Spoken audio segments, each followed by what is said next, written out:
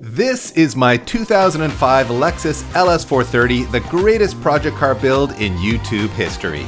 I'm joking, of course, but also kinda not joking because I've put over 140,000 kilometers or 90,000 miles on it since we completed the build, and in the process it completely stole my heart and likely set a YouTube car build record for miles covered without the wheels falling off. Once we added our own special touches to it, including an M112 supercharger off a Ford Mustang SVT using an Elate manufacturing adapter manifold, we achieved what just might be project car perfection. More style and more performance without any loss in comfort or reliability. Alright, maybe a little loss in comfort, but zero loss in reliability over those 140,000 kilometers.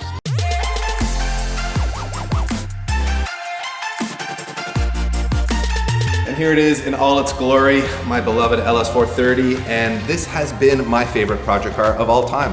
The one I put the most mileage on, and the one that you guys seem to have loved the most too. It's gotten a ton of views for good reason. I mean, just look at it. However, it is time for me to move on, so by the end of this video, we will fully explain why, but first, let's go for a drive and just take in the glory of this machine one more time. And here we are in the lap of luxury, Peter.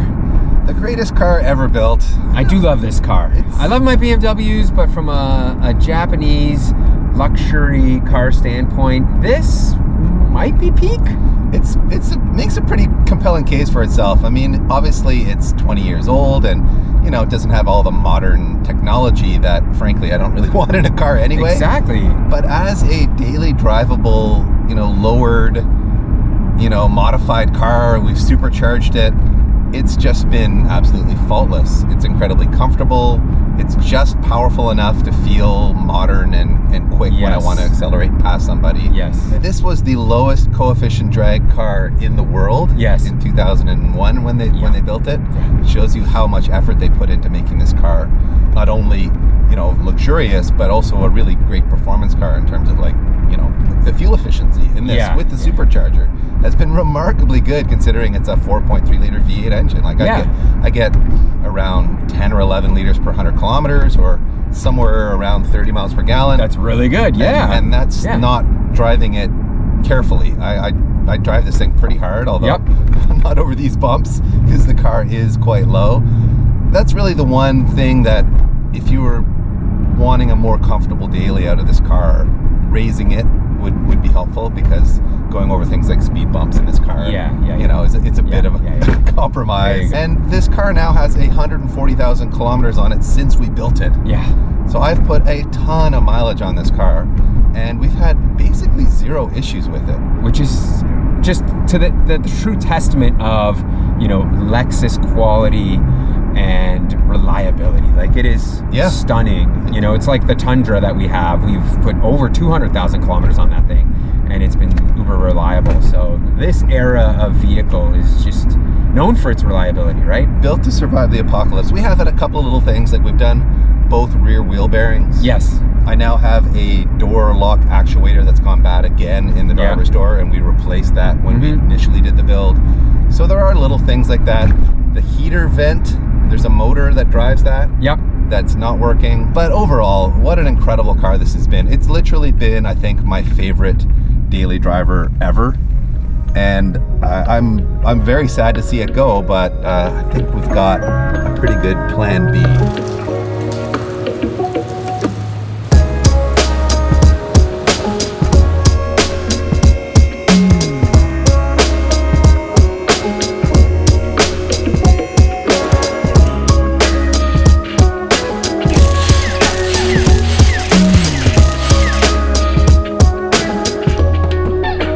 Here are our beloved Augment wheels, designed to pay homage to the second gen Supra. They had this sort of like split 4-spoke wheel design and a 4-lug hub to go with it, and Dan from Augment sort of ingeniously disguised the fact that this is 5-lug by playing off this square center cap. Love these wheels. Yes, they're filthy. Yes, the lips need to be repolished, but the design just really worked wonders on this car. It just gave this car a personality all its own and a style all its own, which I really love. Just to give you an idea of how much driving I've done in this car, this is the second set of tires. The original set were Continental Extreme Contact Sport 02s, which I burned through in about 50,000 to 60,000 kilometers. And then we swapped on these Continental Extreme Contact DWS 06 Pluses, which is a high performance all season tire. Just decided to go all season because this car isn't, you know, going on racetracks or carving up back canyon roads or anything. And these are still very high performance, but they give me the flexibility of like, you know, if I get caught out on a November day where we get a bit of snow like we did this November, I know I'm not gonna, you know, end up in the ditch the way I might on a summer tire. All right, with the wheels off, you can see the Fortunato coilovers in here, which have like 140,000 kilometers on them since we built the car. And although I never winter drove it, you can see there is a little bit of corrosion forming on the surface of this threaded area and on the spring too, and that's just moisture. Anyway, I'm gonna hit the threads here with some fluid film just to give them some lubrication so that we can adjust the ride height here a little more easily. And the reason we're adjusting the ride height is we're gonna put it back to a more user-friendly ride height for the next owner because he's not quite as icy hot as me. He's not out there stunting for street points. He just loves this car for the luxury aspect of it. So more ride height, we'll have better suspension travel and better road clearance. BP, I'm betting here this is going to be a bit of a struggle. It could be seized up. A lot of times it would be, but oh no, that actually came loose super easy. Come on. Like I said, I didn't winter drive it, so it is loose. And by the way, 140K on aftermarket coilovers is a lot. I think that's the most we've ever put on a set. And the car still rides remarkably well, but I'm guessing if we asked Fortunato, they'd be like, send them in for a rebuild. But I mean, there's really no reason to. They still ride as good as they did when they were new. So kudos to those guys, because this system has really lasted a long time. All right, just raising this side by an inch. You can see I've added an inch of a gap here, which tells me how much I've raised the ride height by. I'll do the same on the other side. All right, let's see if this one comes loose. Oh yeah. Like butter. This is what it feels like to work on a car in a southern state that's never seen snow. Well, this was a Florida car, and then it came up here and was, I think, a little bit of winter driving on the previous owner, and then me not really any. I mean, as you can see, there's really no rust under here. 3 seasons here, you just get some surface rust from all the moisture, right? Yeah. In the spring and fall, but otherwise, this is good. This car is well preserved. Look at this. Spinning by hand. Oh man. Man, this is like a California car. Since the new owner is gonna drive this car all year, we think, we wanna give this a little bit of corrosion protection using fluid film black. We like the black stuff in these types of use cases because it just covers up how crummy the old rust looks. So yeah, look at that. Just, you know, it's a cheat code for making things look less rusty. And of course, it does help protect the rust from spreading. Both a lubricant and a rust inhibitor. We love it, we use it on everything. Comes in black or comes in that more like amber traditional color. By the way, hard race arms, we've got all the rear links on this car as well as front upper control arms. They are all equipped with spherical bearings, which was the only option available for the LS430 at the time. They didn't have their hardened rubber available, so we went, all right, let's try the sphericals. Maybe it'll add a bit of ride noise or harshness, but on this car, no noise, no harshness added. They've been awesome. They've lasted 140,000 kilometers with no signs of wear in any of those spherical bearings. So really impressive heavy duty product. As way of offering the new owner a bit of a discount on the car, we are reverting to the stock wheels, which we did have powder coated black just to make them look a little better than they did before. They were like really badly pitted and corroded and stuff. So they look a little better blacked out. And for tires, they are wrapped in Continental Pure Contact LS's. This is a luxury all-season tire that is optimized for low rolling resistance, a smooth ride, and better fuel economy actually, and very good tread life. As a matter of fact, these come with a 70,000 mile, 3-year limited warranty from Continental as part of their total confidence package. So these will last you a very long time, and they will work very well in the dry, the wet, and in light snow, being an all-season tire. Just thinking, what did I do with the center caps?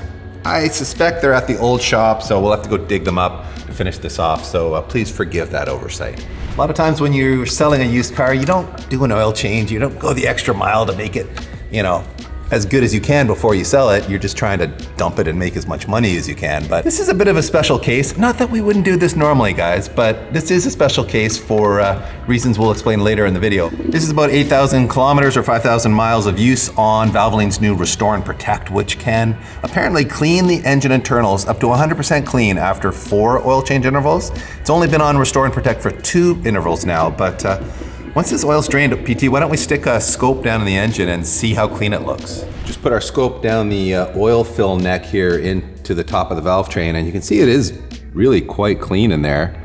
There is not a lot of varnish or, you know, carbon deposits or anything like that. And high mileage engine looks super clean. It does look super clean. And, you know, obviously this is not the most critical part of the engine in terms of performance. And what Restore and Protect really focuses on is cleaning off carbon deposits and varnish on the piston rings, on the piston ring grooves, on the skirts, because that all affects the combustion process, obviously. If your rings are gummed up or if a ring gets stuck in the groove from carbon buildup, you will lose sealing and you start to get blow-by, and with blow-by, you can get oil contaminating your combustion chamber, which can cause pre-ignition, and conversely, you can get gases getting past the rings down into the crankcase, contaminating your oil, so it's all bad. So keeping those components really clean is where you're gonna get the big performance gains from Restore and Protect. And of course, it's worth noting that Restore and Protect is not an engine conditioner or an engine cleaner. It is a very high quality engine oil. It's a premium full synthetic engine oil, the top performing one in Valvoline's line. And like all of their motor oils, it will give you very good protection. Dave, do you remember the last time we checked this air filter, or you checked in how dirty it was? I do, yeah, it was pretty epic. What was the mileage then? Maybe 80K on that filter? So this filter also has 80K? Maybe 60K? 60K, ooh, and it is looking filthy. Look at the edge down here. Oh dear. This is fully plugged up with grime and dirt. Curious to see just how much dirt there actually is in here. Whoa. Look at, yeah. It's wild how much like this, you know, these filters do their job. Like, look at all that, holy crap, that's a lot.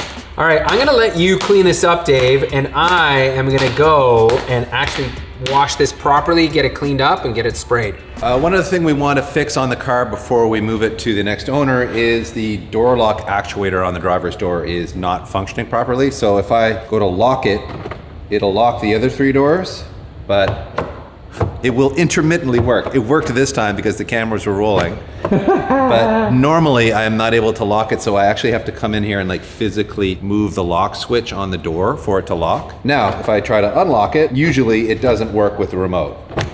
It worked this time. This is like going to the doctor, right? You go to the doctor and your symptoms go away. Anyway, it does work intermittently, obviously, but less and less intermittently does it work. So over the last year, it's gotten progressively worse. To fix the problem, we just need to take the door card off and replace this little door lock actuator that we'll show you. It's a relatively simple job and an inexpensive part. You can buy them on Amazon. I think I bought a set of 2 or 3 of them on Amazon for like 20 bucks. Got the door half apart here, and somehow, because it's a Japanese car, it comes apart easier than the German cars. I don't know why. I don't know why, Dave. It does. It's a simpler approach to engineering. It does, maybe. Here is the entire assembly. As you can see, the latch. And I think what we are doing is we are opening up this guy here. There's a tiny little motor that fails.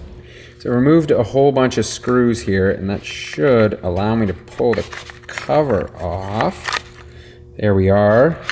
And this little motor is our culprit here. We'll yank this off, and we'll reach into your stash here of your replacement motors that you purchased many eons ago. Amazon. Funny how they ship 3, 4 at once, because they know the shelf life on them is a year or 2, but then you just swap this back on. There you go. Drop this back in. I'm gonna go that way. And this is a very cheap fix versus buying this whole assembly, which I think can cost like $300 to $400. I just went ahead and tried to test this by plugging it in and realized that when we originally did this job, we had to split this case from, or this plastic piece from this plastic piece, and we did not glue it back together, which was causing a bit of a gap, which I think was kind of why the motor was intermittent DP, where like this would open up a little bit and then those contacts wouldn't touch the motor. So what we've done here is we've zip tied it back together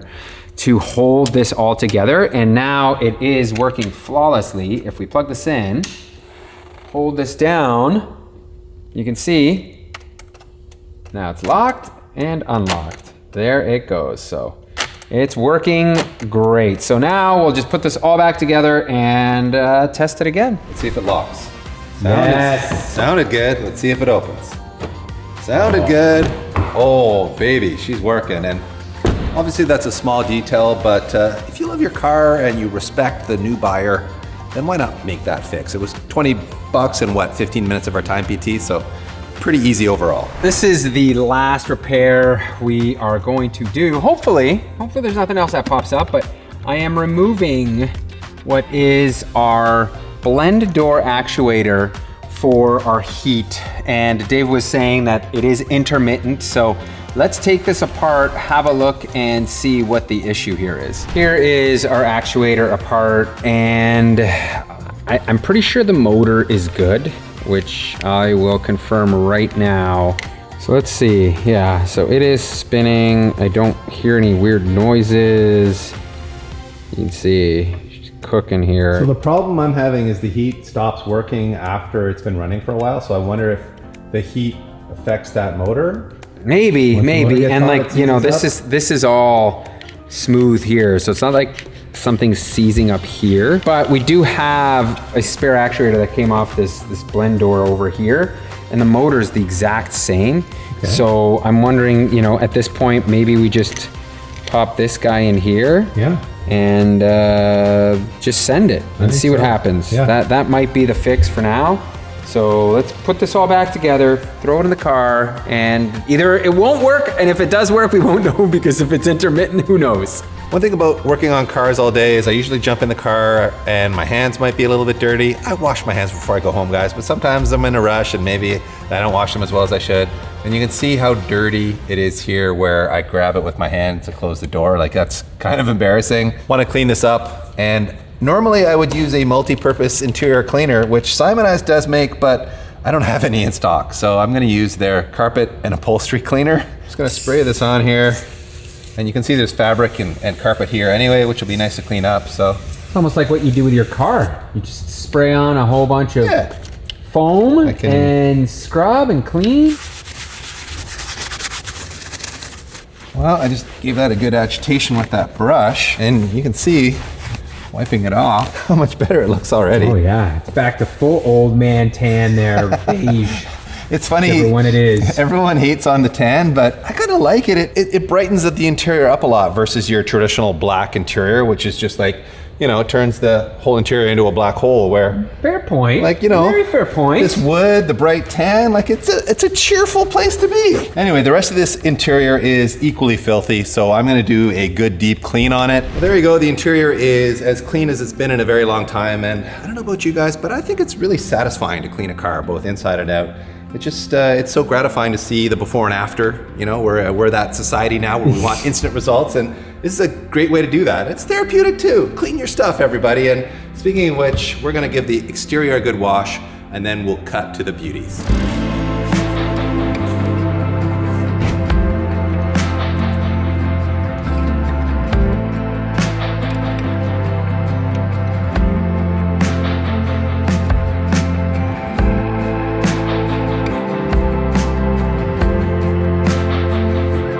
Here it is, guys, all cleaned up and flexing slightly less than it used to on the fancy wheels and the lower ride height. Cool, got that murdered out look. It does look good, and obviously we gave it a proper wash, and you might notice we also cut and polished the headlights and resealed them because they were looking very yellow, so that really freshened up the front end a bunch. And all this because we are selling the car to Brian, the guy who gave us his rusted out LS430. We did an episode on this maybe a month or two ago, where we showed that car on the lift, and it was so rotted out underneath that it wouldn't pass the safety.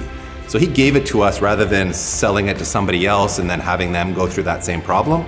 At a considerable loss. At a considerable loss, a very generous thing for him to do, both for us and for the general road-going public. So we thought, who better to sell this car to? Someone who really wants an LS, and a clean one at that. So Brian, I hope you enjoy this car for many years to come the way I have. I've loved every minute in this car. However, I'm not gonna miss it as much as you guys might think because we have a very special build plan to replace it. And here it is, everyone, fresh off the train from British Columbia. That's right, we are going Flexus 2.0, and it's gonna be epic. So thanks for watching, guys. We hope you enjoyed all of the LS430 content, and we know you're gonna enjoy all the fresh content with this bad boy right here.